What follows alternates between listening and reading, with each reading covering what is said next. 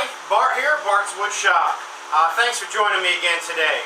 Today's project is a little bit different. I had a special request. A woman called me and asked me to make her a blanket ladder. Those of you who are not sure exactly what a blanket ladder is, I'm going to find a stock photo and put it here. Anyway, so we're going to get started. I've got some dimensions drawn out, and we're going to take over to the workbench and start marking our wood and where our cuts need to be, and we're going to go from there. I'll see you at the workbench. Okay, so on this little piece of paper here, I've basically drawn out my little plan. It's not like to scale or anything fancy. It's just a kind of quick draw on what I'm doing. I'm not even sure if you can see it on the camera there.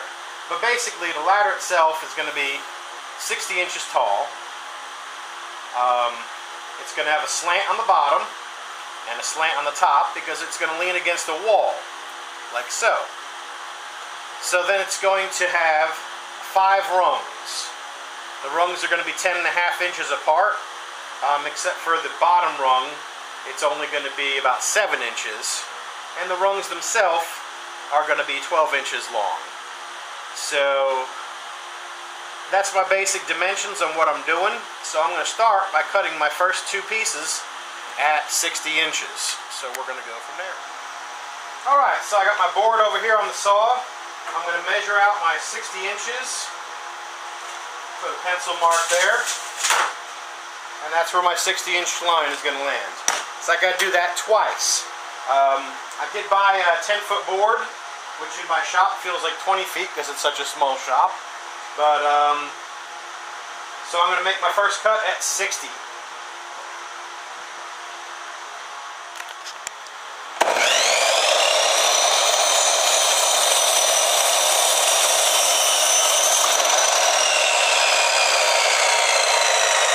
Now this here is the reason we got the 10-foot boards, because this last board, we've only got to cut this little smidge off of it, because it's just about 60 inches.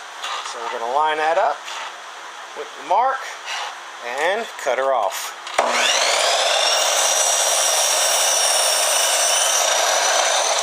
Alright, so I've got this funky little angle ruler thing. I don't even know what the heck it's called. But basically, you can use it as a template. I laid it on the ground. I stood the ladder up against the wall about the angle that I wanted it to be, lined everything up and tightened it down.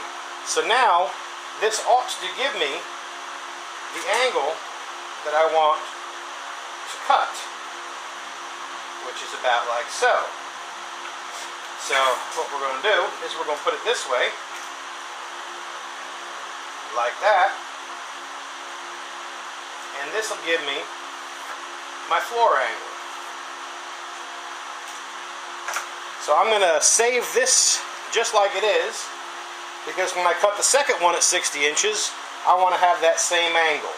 And that's the pitch it'll be at to be leaning against the wall. Okay, so I'm using this little angle protractor here, and I'm measuring my angle. And according to this, we are at approximately 20 degrees. I don't know if you could read that. So that's what we're going to go with. We're going to set the saw for 20 degrees and we're going to hack these little ends off. Alright, saw is set at 20 degrees on my miter.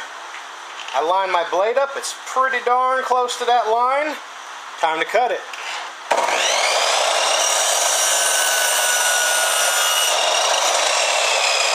So there you have it, 2 20-degree cuts.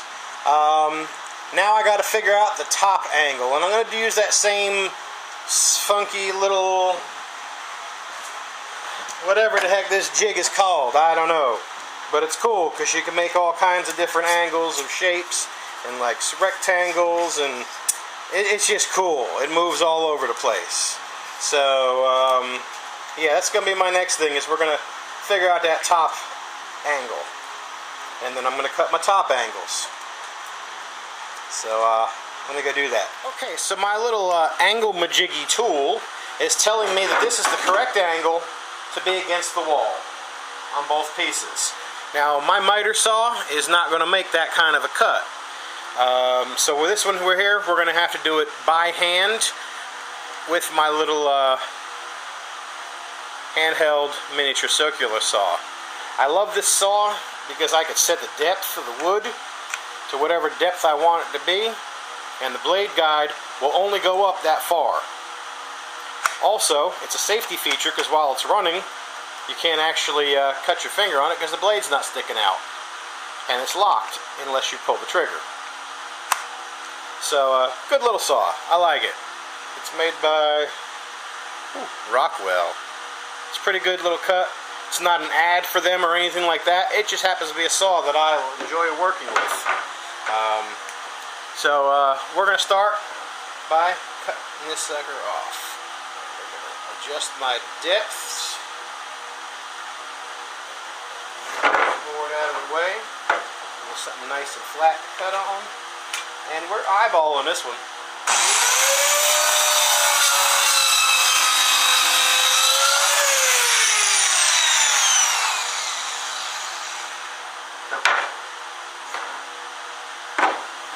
Same with this one. Alright, we're back here at the miter saw. Now I'm going to cut the slats for the ladder. Now, according to the diagram that I had drawn, slats were only 12 inches, which does not seem big enough to hang a blanket on. I'm thinking 24 inches makes more sense.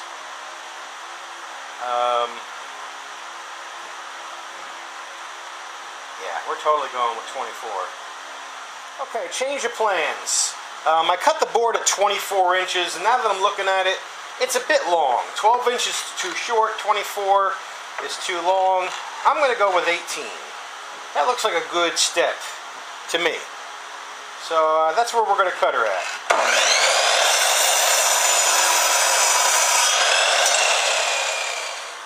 Okay, so now I'm marking where all the steps are going to be on the ladder. I'm using this little angle tool to match my 20 degrees that I had used on the other side. And I'm drawing these lines at the 20-degree angle so that they sit flat and even with the floor as the base sits on. So I'm just going to mark out all my spots where I want a step to be. And I'm making these steps about 10.5 inches apart.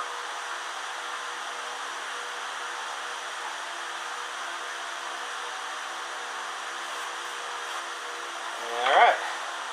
So now that I've got my markings where all the steps are going to be, what I need to do is cut a rabbet in each one of these steps so that the board fits into it nice and evenly. So now that I've cut or marked all the boards in this direction on this board, I'm going to have to do the opposite on the other side so that the angles match up. So that's what I'm going to do now, start marking that other board. Okay, so I marked all these steps, and then I made a second line 1 3/4 inches parallel to it.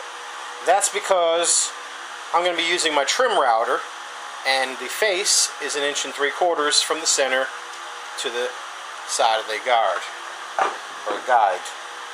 I use myself a little block of wood, and I'm going to line it right up against this board here, and then I'm going to clamp it in place. And what that's going to do is that's going to guide my router so that I can make a nice straight rabbet on that center line. Make sure I am on the center there. Tight. Okay. So now my router guide will run along here, and the blade should land exactly on this line and cut a rabbet for the step to go into.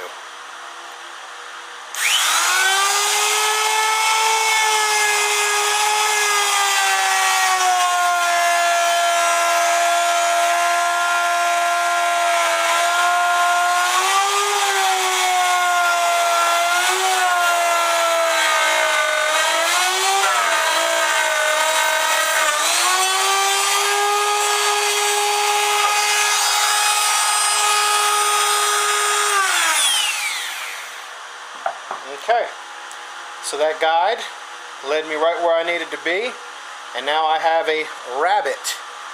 And in theory, the steps should fit in the rabbit. And there she goes. So that's what we're going to continue to do the rest of the way down and on the opposite side until we have all these steps in place. And then I'm going to glue them and we're going to tack them. So let me cut the rest of these rabbits and we'll get back with you. I've got all my rabbits cut on both sides, opposite directions, so that they line up. I've got my little brad nailer here.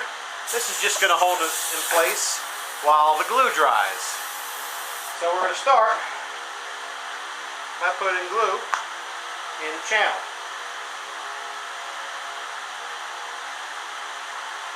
And my handy dandy spreading tool. I'll put that all up in there. I like to get it on the top faces as well as the bottoms. And we'll put a little in this side and do the same thing.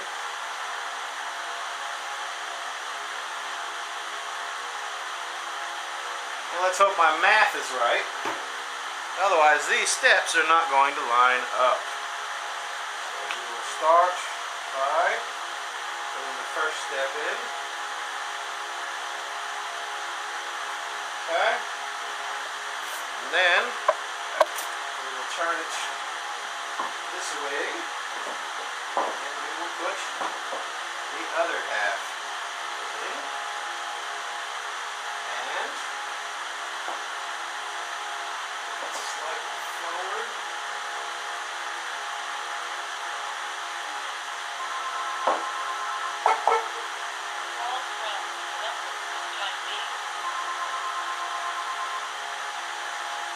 Okay. Get it to where it feels flush. And now we're going to put a couple tacks in it.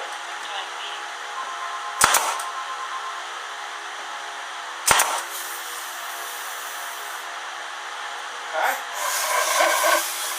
And then we are going to do the same with this side. We're going to adjust it so it feels flush. Front. And then we're going to put some tacks in it.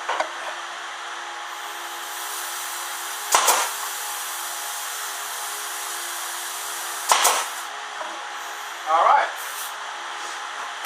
And I'm going to keep working my way down the ladder with these rungs, and you'll see what it looks like here in just a minute. Alright, so the ladder is all assembled, and now what I'm going to do is I put some 60 grit sandpaper on here, some real coarse stuff, and I want to knock all these sharp edges down. This is not supposed to look like it's a brand new piece of wood. It's supposed to look a little aged.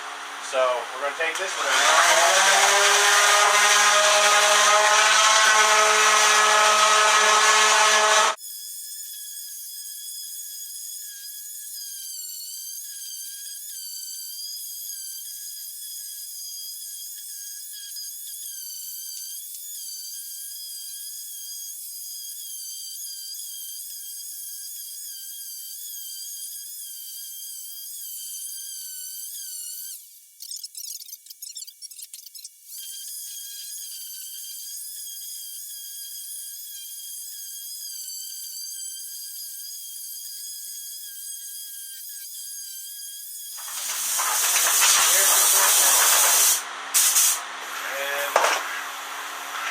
Call that sanded.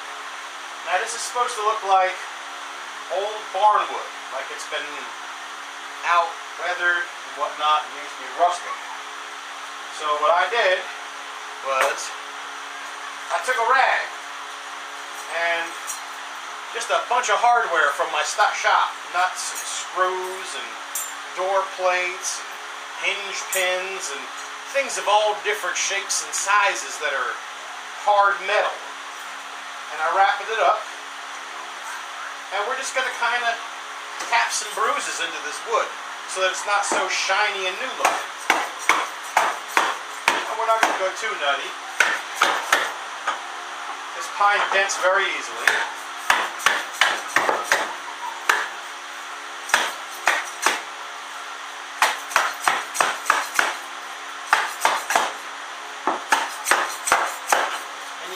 really see it right now, but when you're really going to see it is when that stain hits it.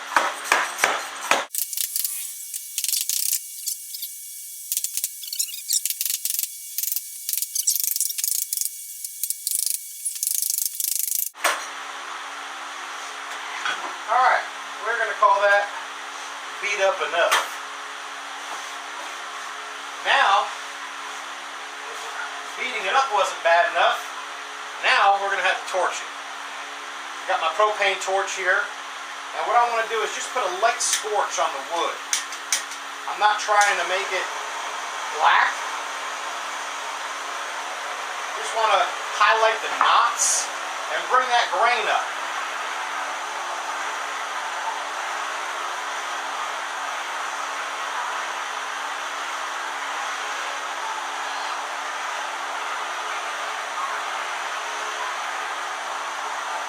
Just a nice little toasty brown. Not quite black. Give it a little extra on these knots because that tends to bring the knots out nicely.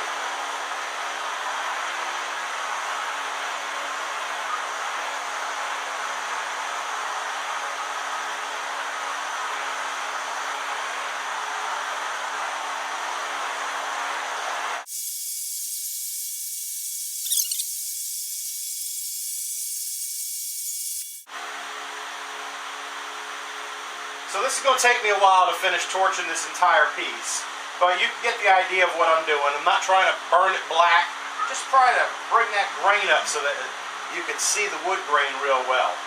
And then once we're done, we're going to put some stain on it. So I'll see you when I'm ready to put the stain on. The whole thing is torched, all the sides, fronts and backs and everything. I'm going to put some stain on it, and now's when we're really going to see the wood grain pop.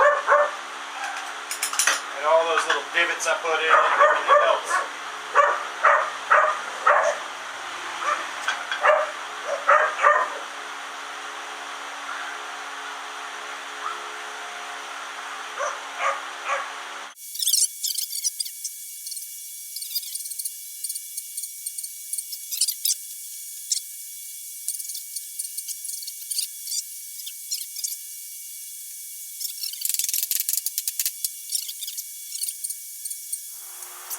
Alright everybody, here is the completed ladder, blanket ladder thing to hold the blankets. A lot of traditional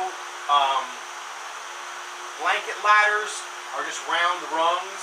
I went with a flat surface because what if she wanted to put some other things besides her blankets on there? So you could use it for any type of shelving because all the steps stand evenly.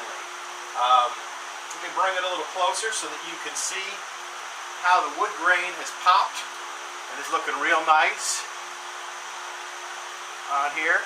It's got a nice dark brown. You'd never know that this was brand new wood. And it's got a nice patina with the torching on it. You can see all the little dents and divots in it that we made with banging it with the screw piece. And yeah, so this is it, the completed project. So if you like what you saw today, hit that like button. And please hit the subscribe so you can see what I'm building next. I'd love it if you join me for the next time and just to see what I come up with. We'll see you next time. Take care.